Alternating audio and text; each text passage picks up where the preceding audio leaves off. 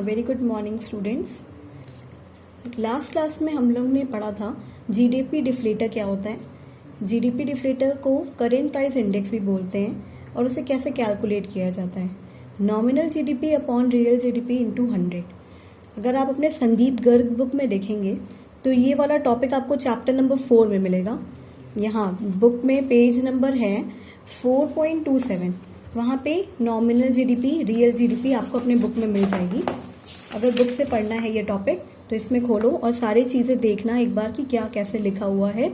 उसके बाद अगर कोई भी डाउट हो तो वीडियो को दोबारा से देखो, बुक से रीड करो, ठीक है। और हमने पहले ही बताया था कि बुक में जो है ये टॉपिक मेरी आगे पीछे चलेगी। ज़रूरी नहीं है कि बुक में जिस तरीके से ऑर्डर दिया हुआ है उसी तरीके से क्लास में हम लोग पढ़ेंगे। तो जो भी टॉपिक पढ़ाई जा रही है अपने ये पूरे 4 चैप्टर्स में से ढूंढ के वो टॉपिक को आप बुक के साथ और नोट्स के साथ पढ़ते रहिए। आज जो है हम एक नेक्स्ट टॉपिक शुरू करेंगे, इसी में ही है कि जीडीपी एंड वेलफेयर। ये चैप्टर नंबर 4 का लास्ट टॉपिक है अगर देखेंगे बुक के हिसाब से। तो चलो इस टॉपिक को समझने के लिए पहले देखते हैं कि टॉपिक क्या है। और ये जो टॉपिक है ये काफ़ी इम्पॉर्टेंट भी है क्योंकि ये 4 मार्क्स के क्वेश्चन 100% हैं कि आते ही आते हैं। मोस्टली क्या होता है कि ये टॉपिक से एक क्वेश्चन कोई ना कोई या तो इंडिविजुअल पॉइंट में पूछ सकता है या तो पूरा पूछ लेगा कि क्या लिमिटेशन होते हैं। आज का हमारा टॉपिक है कि लिमिटेशंस। इसके नोट्स आपको मिल जाएंगे of using real GDP as index of welfare of country। आज का टॉपिक है हमारा limitation of using real GDP, limitation of using real GDP। Real GDP की लिमिटेशन क्या है, किस चीज़ में, as index of welfare of country. अगर हमें कंट्री की वेलफेयर का पता करना है तो रियल जीडीपी की क्या क्या कमियां हैं, कैसे हम उसे बोल सकते हैं कि ये रियल जीडीपी जो है वो ट्रू पिक्चर नहीं दिखाता है। तो अभी हम लोग लास्ट क्लास में तो ये पढ़े थे कि nominal GDP correct picture development की शो नहीं करता है बट रियल जीडीपी तो शो करता है। तो बोलेंगे ना कि हम लोग अभी कल ही पढ़ रहे थे कि नॉमिनल जीडीपी जो है वो प्रोडक्शन नहीं शो कर रहा है लेकिन रियल जीडीपी शो कर रहा है। तो आज हम लोग लेकिन ये पढ़ेंगे कि रियल जीडीपी में भी कुछ कमियां हैं जिसकी वजह से वो कंट्री के वेलफेयर को शो नहीं कर पाता है ना। और ये 4 मार्क्स के टॉपिक है, 4 मार्क्स का मैक्सिमम क्वेश्चन आ सकता है, मैक्सिमम मार्क्स 4 है, ठीक है। तो कुछ लिमिटेशंस हैं उसमें देखते हैं कि पॉइंट नंबर 1 बोल रहा है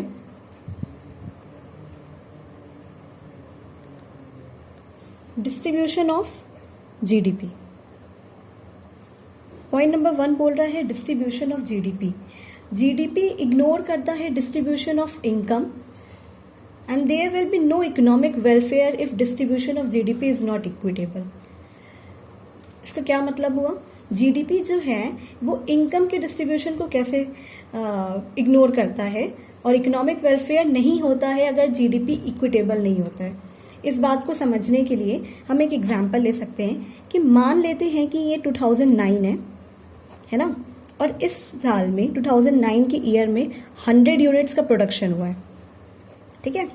अब इससे 10 साल आगे चलते हैं यानी कि 2019 में आ जाते हैं और 2019 में हम ये मानते हैं कि एज्यूम कर लेते हैं कि 200 यूनिट्स का प्रोडक्शन हुआ है।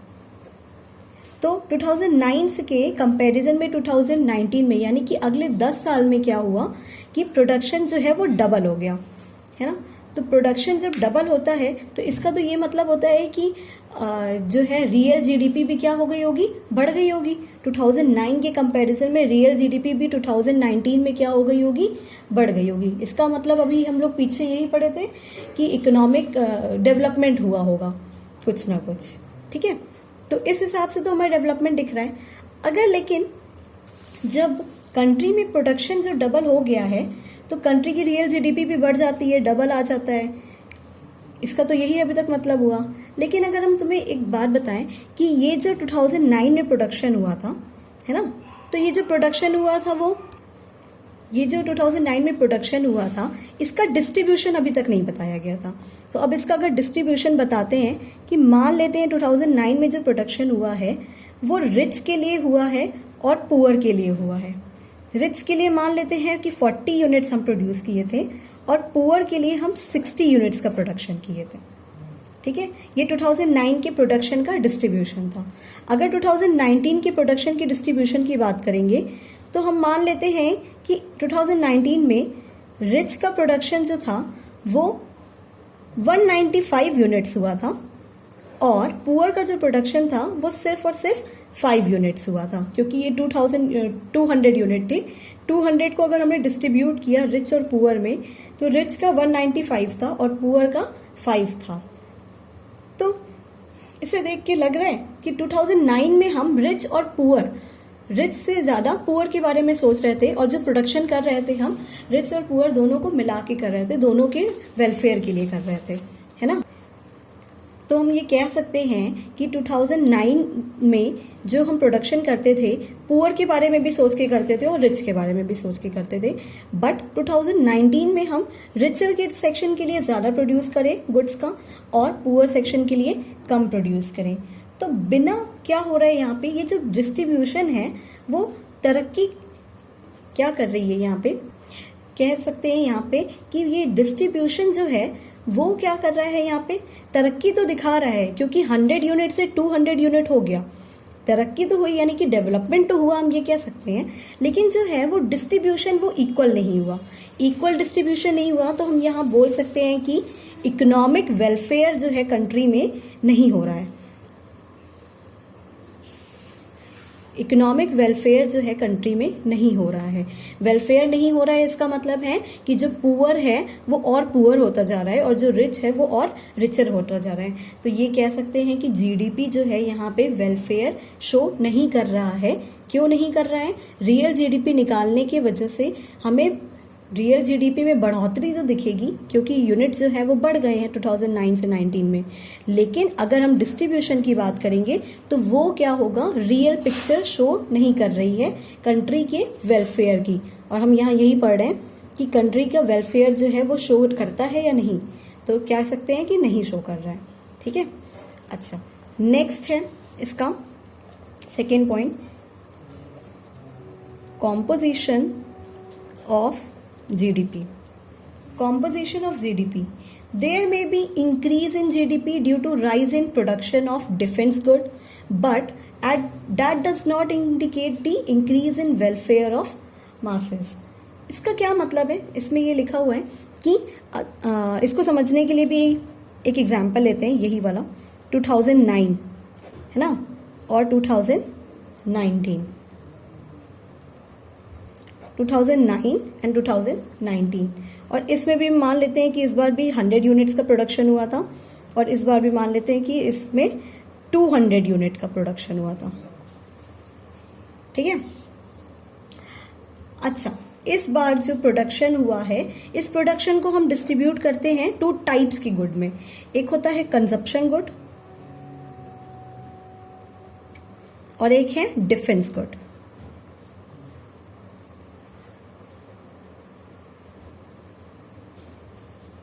टू 2019 में भी हम डिस्ट्रीब्यूट कर लेते हैं कंजप्शन गुड में और डिफेंस गुड में। ठीक, 2009 में जो कंजप्शन गुड था उसकी प्रोडक्शन हो रही थी 70 यूनिट्स की 100 में से, और 30 यूनिट्स हो रहा था डिफेंस गुड्स का प्रोडक्शन। ठीक है, नेक्स्ट है 2019 में अगर अगले 10 साल में देखेंगे, क्योंकि यूनिट्स तो हमारे बढ़ गए, अब वो हो गया 200 यूनिट, और 200 में कंजप्शन गुड सिर्फ और सिर्फ 5 यूनिट प्रोड्यूस हो रहा था, लेकिन डिफेंस गुड जो है वो 195, यानी मार धार लड़ाई झगड़े वाले जो भी गुड्स थे ना डिफेंस वाले, वो अब होने लगे थे, उसका प्रोडक्शन बहुत ही बढ़ गया था। जो प्रोडक्शन था वो डिफेंस गुड का यहाँ पे ज्यादा हो गया है in comparison to consumption good.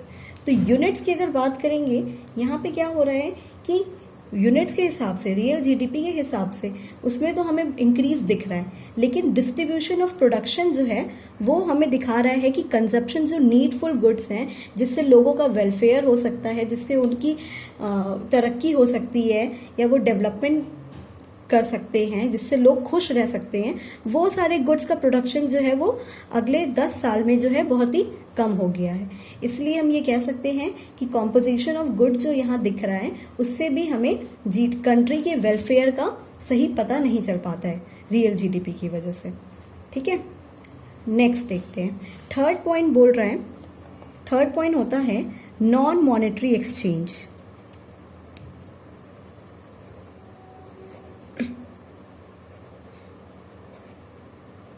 Non monetary exchange, non monetary exchange मतलब ऐसा बोल सकते हैं कि ऐसा एक्सचेंज सिस्टम मतलब लेन देन करना जिसमें पैसा इन्वॉल्व ना हो, मनी इन्वॉल्व ना हो। और हमें पता है कि ऐसे एक एक्सचेंज सिस्टम को बार्टर सिस्टम बोलते हैं, है ना। बार्टर सिस्टम में क्या होता है कि सामान के बदले सामान दिया जाता है। किसी पर्सन को, किसी ए पर्सन है, उसे किसी चीज़ की नीड है तो वो अपने जिस भी चीज़ की नीड होती है उस इंसान को ढूंढेगा और उन्हें जो चाहिए रहेगा अगर बदले में उसके पास वो सामान रहता है तो वो उसको देता है। तो बिना पैसों के लेन देन जो होता है उसे हम क्या कहते हैं, बार्टर सिस्टम कहते हैं। और बार्टर सिस्टम में ये होता है कि मान लो पर्सन ए को जो है वीट चाहिए था, ए पर्सन है उसे वीट चाहिए और बी पर्सन जो है उसे राइस चाहिए। इनके पास राइस था वो बी को दे दिया और इनके पास वीट था वो ए को दे दिया। इससे क्या हो गया, ए और बी दोनों लोग खुश हो गए, दोनों का वेलफेयर हो गया। लेकिन कोई इन दोनों को, जब इन लोगों ने आपस में सामान का एक्सचेंज किया है तो पैसे का बिल्कुल भी लेन देन नहीं हुआ, यानी कि मॉनेटरी वैल्यू जो है बिल्कुल भी इंक्लूड नहीं हुई। और हमें पता है कि जीडीपी में हम लोग प्राइस के हिसाब से कैलकुलेट करते हैं, तो जब तक मॉनेटरी वैल्यू इंक्लूड नहीं होती है तो हम उसे जीडीपी के अंदर कैलकुलेट नहीं कर पाते हैं।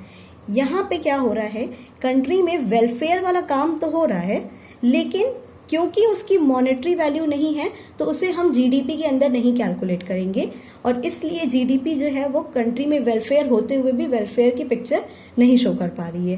तो ये एक लिमिटेशन होती है क्या, रियल जीडीपी की, कि मॉनेटरी वैल्यू जो होती है, नॉन मॉनेटरी वैल्यू, उससे हमें जीडीपी, उससे हमें कंट्री के वेलफेयर का पता नहीं चल पाता जीडीपी से। ठीक है,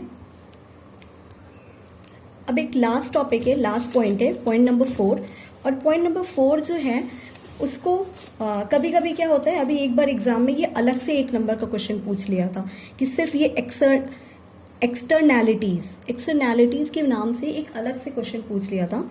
पॉइंट नंबर 4 क्या है, एक्सटर्नैलिटीज को पढ़ते हैं क्या होता है ये, है ना।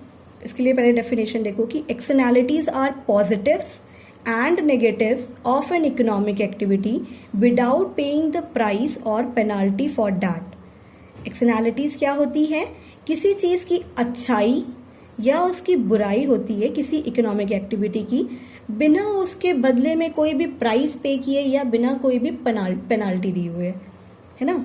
हम इसको ऐसे समझ सकते हैं कि मान लो कोई पर्सन जो है कोई एक वेलफेयर का काम कर रहा है, फॉर एग्जांपल वो प्लांटेशन का वर्क कर रहा है, कुछ प्लांट कर रहा है, तो प्लांटिंग कर रहा है या प्लांटेशन वर्क कर रहा है तो वो क्या कर रहा है, वो अगर कंट्री के पॉइंट ऑफ व्यू से देखा जाए तो कंट्री का वेलफेयर कर रहा है, अच्छा काम कर रहा है ना, जिससे उसे खुशी मिल रही है। तो ये जो हुआ इसके बदले में उसको कोई भी वो पैसा नहीं दे रहा है, मतलब कि मान लो गार्डनिंग कर रहा है या प्लांटिंग कर रहा है, उसके बदले में उसको कोई भी पैसा नहीं मिल रहा है, यानी उसमें मॉनेटरी टर्म, पैसे से रिलेटेड कोई भी चीज़ इन्वॉल्व नहीं है। तो क्या हुआ कि वो जो है हमें ये नहीं दिखा पाएगा कि उसमें कितनी तरक्की हुई या कितना वेलफेयर हुआ, क्योंकि उसमें कोई भी पैसा इन्वॉल्व नहीं हुआ था। उसी तरीके से अगर कोई नेगेटिव एक्टिविटी होती है, जैसे कि कोई फैक्ट्री वाला है, फैक्ट्री प्रोडक्शन में स्मोक निकल रहा है, तो उसके ऊपर भी कोई पेनाल्टी नहीं लगती है, कोई चार्जेस नहीं लगते हैं, जिससे ये हमें नहीं पता चल पाता है कि वेलफेयर जो है कंट्री में कितना हो रहा है या वेलफेयर नहीं हो रहा है या कितना डैमेज हो रहा है। तो एक्सटर्नैलिटीज जो होती है वो पॉजिटिव एस्पेक्ट भी होती है इकोनॉमिक की और नेगेटिव एस्पेक्ट भी होती है, चाहे वो पॉजिटिव हो या नेगेटिव हो, लेकिन उससे हमें उसका कोई भी प्राइस या पेनाल्टी जो है वो इंक्लूड नहीं होता है। ठीक है, इसको समझने के लिए इसको एक एग्जाम्पल से ऐसे बता सकते हैं कि positive externalities occur by planting more trees and negative externalities occur by pollution created by factories. तो पॉजिटिव और नेगेटिव का एक एग्जाम्पल लिखेंगे। Externalities are not accounted in the GDP. और ये जो एक्सटर्नैलिटीज होती है इन्हें हम क्या करते हैं, जीडीपी के अंदर इंक्लूड नहीं करते हैं। समझ में आया? तो ये जो 4 टॉपिक्स थे ये आपके बुक के अंदर भी लिखे हुए हैं टॉपिक, और इन वीडियोस को एक बार फिर से ध्यान से सुनना सब लोग, बुक से भी इसको पढ़ना, इसके नोट्स आपको सेंड कर दिए जाएंगे, और इसके बाद कोई भी डाउट होगी तो वो पूछ लेना व्हाट्सएप पे। Okay class, thank you.